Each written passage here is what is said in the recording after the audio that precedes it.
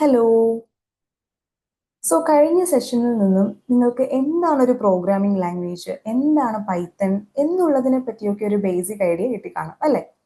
നമുക്ക് ഇതില് എന്താണ് ഒരു കോഡിംഗ് എൻവയോൺമെന്റ്, അല്ലെങ്കിൽ പൈത്തണിന് വേണ്ടിയിട്ട് ഏതൊക്കെ കോഡിംഗ് എൻവയോൺമെന്റ്സ് ആണ് ഉള്ളത്, അതൊക്കെ നമുക്കൊന്ന് ബേസിക് ആയിട്ട് നോക്കാം. ഓക്കെ, ആദ്യമായി എന്താണ് coding environment? A coding environment is a software platform that provides tools and features for writing, testing and debugging code. Okay, അതായത് ഇത്രയേ ഉള്ളൂ. ഇപ്പൊ നമ്മൾ കോഡ് ചെയ്യുന്നുണ്ടല്ലേ, അപ്പൊ നമുക്ക് ഈ കോഡ് ചെയ്യാൻ ഒരു സ്ഥലം വേണ്ടേ? ഇല്ലേ, നമ്മളൊരു പ്ലാറ്റ്ഫോമിനകത്തായിരിക്കും കോഡ് ചെയ്യുക അല്ലേ? അപ്പൊ ആ ഒരു പ്ലാറ്റ്ഫോം നമുക്ക് എന്താണ് കോഡിങ്ങിന് വേണ്ടിയിട്ട് ആവശ്യമായിട്ടുള്ള ടൂൾസും ഫീച്ചേഴ്സും കോഡ് എഴുതാനും ടെസ്റ്റ് ചെയ്യാനും ഡീബഗ് ചെയ്യാനും ഒക്കെ വേണ്ടിയിട്ടുള്ള ഒരു സോഫ്റ്റ്വെയർ പ്ലാറ്റ്ഫോം ആണ് ഒരു കോഡിംഗ് എൻവയോൺമെന്റ് എന്ന് പറയുന്നത് കേട്ടോ.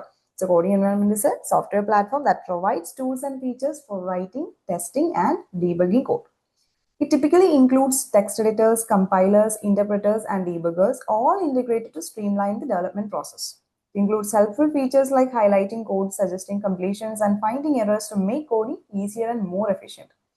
അപ്പോൾ ഈ എന്താ പറയുക, നമ്മുടെ എൻവയോൺമെന്റിനകത്ത് നമുക്ക് കോഡിങ്ങിന് ആവശ്യമായിട്ടുള്ള എല്ലാ സംഭവങ്ങളും കാണും. ഓക്കെ, അതായത് ഒരു കോഡ് ഹൈലൈറ്റ് ചെയ്യുക, അല്ലെങ്കിൽ നമ്മൾ കുറച്ചിങ്ങനെ ടൈപ്പ് ചെയ്ത് വരുമ്പോൾ തന്നെ ബാക്കി സജസ്റ്റ് ചെയ്ത് തരിക, എറേഴ്സ് കണ്ടുപിടിക്കുക, അങ്ങനത്തെ എല്ലാ കാര്യങ്ങൾക്കും നമുക്ക് കോഡ് ചെയ്യാൻ വേണ്ടിയിട്ടുള്ള എല്ലാ കാര്യങ്ങൾക്കും നമുക്ക് ഹെൽപ്പ് ചെയ്യുന്ന രീതിക്കുള്ള ഫീച്ചേഴ്സും കാര്യങ്ങളും ഈ ഒരു എൻവയോൺമെന്റിനകത്ത് കാണും. ഓക്കെ, നമ്മൾ അത് എന്ത് ചെയ്താൽ മതി? ഇൻസ്റ്റാൾ ചെയ്ത് യൂസ് ചെയ്താൽ മതി. ഓക്കെ, ഓരോ പ്രോഗ്രാമിംഗ് ലാംഗ്വേജസിന് വേണ്ടിയിട്ട് ബിൽഡ് ചെയ്തൊക്കെ എൻവയോൺമെന്റ്സ് ഉണ്ട്, അല്ലാണ്ട് മൾട്ടിപ്പിൾ പ്രോഗ്രാമിംഗ് ലാംഗ്വേജസ് സപ്പോർട്ട് ചെയ്യുന്ന കോഡിംഗ് എൻവയോൺമെന്റ്സും ഉണ്ട്. ഓക്കെ, അപ്പൊ നമുക്ക് കുറച്ച് ടൈപ്സ് ഓഫ് കോഡിംഗ് എൻവയോൺമെന്റ്സ് ഒന്ന് നോക്കാം. ഫസ്റ്റ് വരുന്നത് ടെക്സ്റ്റ് എഡിറ്റേഴ്സ്, പിന്നെ IDEs, നോട്ട്ബുക്സ്. നമുക്ക് ടെക്സ്റ്റ് എഡിറ്റേഴ്സ് എന്താണെന്ന് നോക്കാം.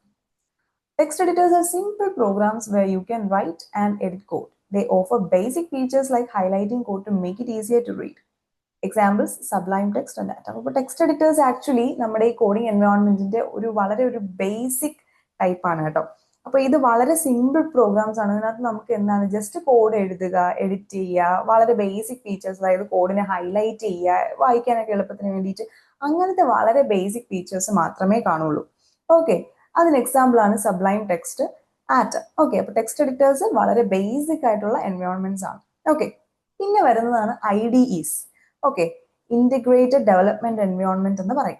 IDEs are advanced tools that provides everything you need to write, test, and debug your code in one place. They offer features like error checking, auto completion, and project management. PyCharm and Visual Studio Code are some examples. Okay, അപ്പോൾ IDEs എന്ന് വെച്ചാൽ വളരെ advanced ആണ് കേട്ടോ.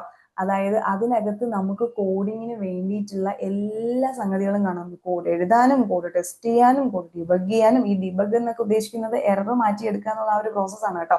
അപ്പൊ അതിനും പിന്നെന്താണ്, ഞാൻ നേരത്തെ പറഞ്ഞതുപോലെ ജസ്റ്റ് നമ്മൾ കുറച്ചിങ്ങനെ ടൈപ്പ് ചെയ്യുമ്പോൾ തന്നെ ബാക്കി എന്താണ് എന്നൊക്കെ സജസ്റ്റ് ചെയ്ത് തരാനും പിന്നെന്താണ്, അങ്ങനത്തെ എല്ലാ കാര്യങ്ങൾക്കും വേണ്ടിയിട്ടുള്ള ടൂൾസും ഫീച്ചേഴ്സും ഈ IDEസിനകത്ത് കാണും. പൈത്തണിന് വേണ്ടിയിട്ടുള്ള ഒരു IDE ആണ് ആക്ച്വലി പൈച്ചാം എന്ന് പറയുന്നത് കേട്ടോ. പൈച്ചാം ഉണ്ട്, പിന്നെ വിഷ്വൽ സ്റ്റുഡിയോ കോഡ് ഉണ്ട്. ഇതിലൊക്കെ മൾട്ടിപ്പിൾ ലാംഗ്വേജസ് എന്താണ് വർക്ക് ആവും. ഓക്കെ, അപ്പോൾ നല്ല അഡ്വാൻസ്ഡ് ആയിട്ടുള്ള ടൂൾസ് ആണ് ഈ IDEs. പിന്നെ വരുന്നതാണ് notebooks. Notebooks are interactive platforms that let you write and run code in small sections with results shown immediately. They are great for experiments, data analysis, and sharing code with explanations and visuals. Example: Jupyter Notebooks and Google Colab. അപ്പോൾ പിന്നെ വരുന്ന പ്ലാറ്റ്ഫോമാണ് എന്ത്? Notebook. Notebook വളരെ beginner friendly ആണ്. നമ്മുടെ IDEസിനകത്ത് ഉള്ള അത്രയും ഫീച്ചേഴ്സ് ഇല്ലെങ്കിലും നമുക്ക് വളരെ നെസസറി ആയിട്ടുള്ള എല്ലാ ഫീച്ചേഴ്സും ഈ നോട്ട്ബുക്കിനകത്തുണ്ട്.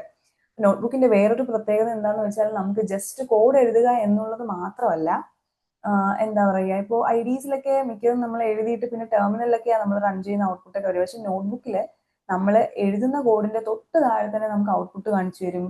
പിന്നെ നമ്മുടെ ഈ ഒരു കോഡ് എന്തിനു വേണ്ടിയിട്ടുള്ളതാണെന്നൊക്കെ വലിയ രീതിക്കൊക്കെ എക്സ്പ്ലെയിൻ ചെയ്യണമെങ്കിൽ നമുക്ക് വളരെ സിമ്പിൾ ആയിട്ട് അല്ലാണ്ട് തന്നെ നമുക്ക് വലിയൊരു നോട്ട് പോലെയൊക്കെ എഴുതി നമുക്ക് കോഡിന് തൊട്ട് മുന്നേ തന്നെ തയ്യാറാക്കി വെക്കാം. അപ്പൊ നോട്ട്സ് എഴുതണമെങ്കിൽ അങ്ങനെ ചെയ്യാൻ പറ്റും. പിന്നെ ഇമേജസ് വേണമെങ്കിൽ ഇമേജസ് കൂടി ആഡ് ചെയ്യാം, കോഡ് എഴുതാം. പിന്നെ ഡേറ്റ വിഷ്വലൈസേഷനും കാര്യങ്ങളും എല്ലാം നമുക്ക് ഇതിനകത്ത് തന്നെ ചെയ്യാം. അങ്ങനെ ഒരുപാട് ഫീച്ചേഴ്സ് നമ്മുടെ നോട്ട്ബുക്സിനകത്ത് ചെയ്യാനായിട്ട് പറ്റും കേട്ടോ. അപ്പോൾ വളരെ ബിഗിനർ ഫ്രണ്ട്ലി കൂടിയാണ് ഈ നോട്ട്ബുക്ക്. ആ ഒരു പ്ലാറ്റ്ഫോം നമുക്ക് പെട്ടെന്ന് എന്താ പറയുക ഫെമിലിയർ ആകും. ഓക്കെ, പെട്ടെന്ന് നമുക്ക് എല്ലാം മനസ്സിലാവുകയും കാര്യങ്ങളൊക്കെ ചെയ്യും. അപ്പോൾ അതിന് എക്സാമ്പിൾ ആണ് ജൂപ്പിറ്റർ നോട്ട്ബുക്കും ഗൂഗിൾ കൊളാബും ഒക്കെ. ഓക്കെ, അപ്പോൾ നമ്മൾ ഇവിടെ യൂസ് ചെയ്യുന്നത് ജൂപ്പിറ്റർ നോട്ട്ബുക്ക് ആയിരിക്കും കേട്ടോ. പൈത്തൺ പഠിക്കാനായിട്ട് നമ്മൾ യൂസ് ചെയ്യുന്ന കോഡിംഗ് പ്ലാറ്റ്ഫോം ജൂപ്പിറ്റർ നോട്ട്ബുക്ക് ആയിരിക്കും. നിങ്ങൾക്ക് വേണമെങ്കിൽ വേറെ എക്സ്പെരിമെന്റ് ചെയ്യണമെങ്കിൽ ഇതുപോലെ VS കോഡ് പൈച്ചാം ഒക്കെ എടുക്കാം. ഡേറ്റ സയൻസിലാണെങ്കിൽ കൂടുതലും ജൂപ്പിറ്റർ നോട്ട്ബുക്ക് ആയിരിക്കും യൂസ് ചെയ്യുക. നിങ്ങൾക്ക് വേണമെങ്കിൽ ജൂപ്പിറ്റർ നോട്ട്ബുക്ക് ഇൻസ്റ്റാൾ ചെയ്തിട്ട് നിങ്ങൾക്ക് അതിന്റെ കൂടെ സൈഡിൽ കൂടെ ബാക്കിയുള്ള പ്ലാറ്റ്ഫോംസിൽ കൂടി വേണമെങ്കിൽ ട്രൈ ഔട്ട് ഒക്കെ ചെയ്ത് നോക്കാം കേട്ടോ. ജസ്റ്റ് ഇൻസ്റ്റാൾ ചെയ്താൽ മതി, അത്രേ ഉള്ളൂ. കോഡിങ്ങും കാര്യങ്ങളൊക്കെ എല്ലാം ഒരുപോലെ തന്നെയാണ്. ഇൻസ്റ്റാൾ ചെയ്യുന്ന ആ ഒരു പ്രോസസ്സ് മാത്രമേ ഡിഫറൻസ് വരുന്നുള്ളൂ. ഓക്കെ ഓക്കെ അപ്പോൾ നമുക്ക് ജൂപ്പിറ്റർ നോട്ട്ബുക്കിന്റെ ഒരു ചെറിയൊരു ഇൻട്രോ നോക്കാം. So Jupyter Notebook is an interactive tool for writing and running Python code, combining code, text and visuals in one document. Okay, അപ്പോൾ ഈ റൈറ്റ് സൈഡിൽ കാണുന്ന ഈ ഒരു പിക്ചർ കണ്ടോ? ആക്ച്വലി ഇതുപോലെയാണ് നമ്മുടെ ജൂപ്പിറ്റർ നോട്ട്ബുക്ക് തുറക്കുമ്പോൾ ഇരിക്കുക കേട്ടോ. ആ ഒരു ചെറിയൊരു റെക്ടാങ്കുലർ ബോക്സിലെ അതാണ് ഒരു സെൽ എന്ന് പറയുന്നത്. അതിനകത്തായിരിക്കും നമ്മൾ കോഡ് എഴുതുക. കോഡ് എഴുതിയിട്ട് റൺ ചെയ്യുന്ന സമയത്ത് തൊട്ട് താഴെ തന്നെ നമുക്ക് അതിന്റെ ഔട്ട്പുട്ടും കാണാനായിട്ട് പറ്റും. ഓക്കെ, പിന്നെ എന്താണ് ഞാൻ നേരത്തെ പറഞ്ഞതുപോലെ തന്നെ ഇതിന്റെ പ്രത്യേകത എന്താണെന്ന് വെച്ചാൽ ലൈവ് കോഡ് എക്സിക്യൂഷൻ. നമുക്ക് എന്താണ് കുഞ്ഞു കുഞ്ഞു സെക്ഷൻസ് ഓഫ് കോഡ് അപ്പൊ തന്നെ എഴുതിയിട്ട് അതിന്റെ മാത്രം റിസൾട്ട്സ് നമുക്ക് വേണമെങ്കിൽ സെപ്പറേറ്റ് ചെക്ക് ചെയ്യാനും കാര്യങ്ങളൊക്കെ പറ്റും. തൊട്ട് താഴെ തന്നെ അതിന്റെ ഔട്ട്പുട്ടും എറർ ആണെങ്കിൽ എററും എല്ലാം കാണിച്ചു തരും. ഓക്കെ, പിന്നെ അതുപോലെ തന്നെ റിച്ച് ടെക്സ്റ്റ് സപ്പോർട്ട്, അതായത് നമുക്ക് ആ ഒരു കോഡിന്റെ എക്സ്പ്ലനേഷൻസ് ആഡ് ചെയ്യാം, ഇമേജസ് ആഡ് ചെയ്യാം, ഇക്വേഷൻസ് വേണമെങ്കിൽ അങ്ങനെ കൊടുക്കാം, ഹെഡിങ്സ് ഒക്കെ വളരെ കളർഫുൾ ആയിട്ട് കൊടുക്കാം, അങ്ങനെയൊക്കെ നമുക്ക് ഇവിടെ ചെയ്യാൻ പറ്റും. പിന്നെ വിഷ്വലൈസേഷൻ, നമുക്ക് എന്താണ് ഡിസ്പ്ലേ ഗ്രാഫ്സ്, അതിനൊക്കെ നമുക്ക് ഇമേജസ് നമ്മുടെ ഡേറ്റയ്ക്കകത്ത് തന്നെ ഡേറ്റ വിഷ്വലൈസേഷൻ ചെയ്യാനും ഗ്രാഫ്സ് ഒക്കെ ഡിസ്പ്ലേ ചെയ്യാനും അങ്ങനെ എല്ലാ കാര്യങ്ങൾക്കും നമുക്ക് ഈ നോട്ട്ബുക്കിനകത്ത് തന്നെ പറ്റും കേട്ടോ. അപ്പോൾ വളരെ ബിഗിനർ ഫ്രണ്ട്ലിയുമാണ്. അത്യാവശ്യം നല്ല അഡ്വാൻസ്ഡ് ആയിട്ടുള്ള ഫീച്ചേഴ്സും നമ്മുടെ ഈ ജൂപ്പിറ്റർ നോട്ട്ബുക്കിനകത്തുണ്ട്.